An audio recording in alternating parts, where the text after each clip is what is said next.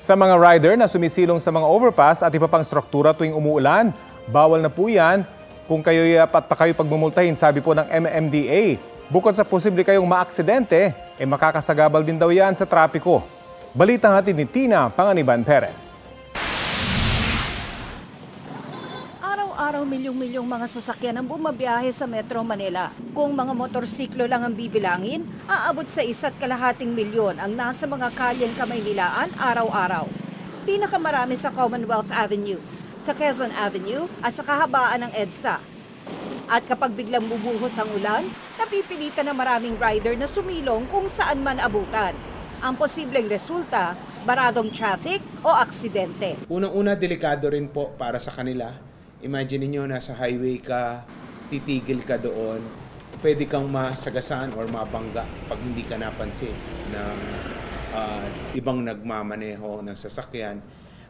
Pangalawa, nagkokos po siya ng traffic. Sabi ng MMDA, pwede pang mamultahan ang rider ng 1,000 piso dahil maituturing itong obstruction sa kalsada. Meron naman daw ligtas na masisilungan ng mga rider, ang mga motorcycle laybay na 2021 unang pinasinayaan. May mga sign naman sa mga ito para maalerto ang mga rider. Bukod dito, may isa pang kinukonsidera ang MMDA. Kakausapin po natin yung mga gasoline stations.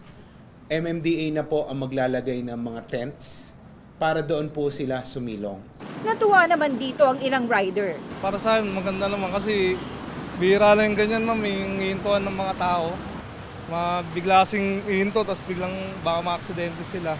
Kaya mas maganda yung may talaga, ma'am, may masisilungan para mapagsuot ng kapote. Malaking tulong din po ito, ma'am, para sa mga rider namin. Kasi isa ito, ma'am, nasisilungan namin pagka malakas yung ulan.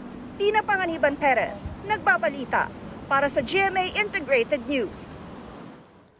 Maging updated po sa mga maiinit na balita. Maaring mapanood ang Balitang Hali at ang iba pang award-winning newscasts sa youtube.com/GMA News.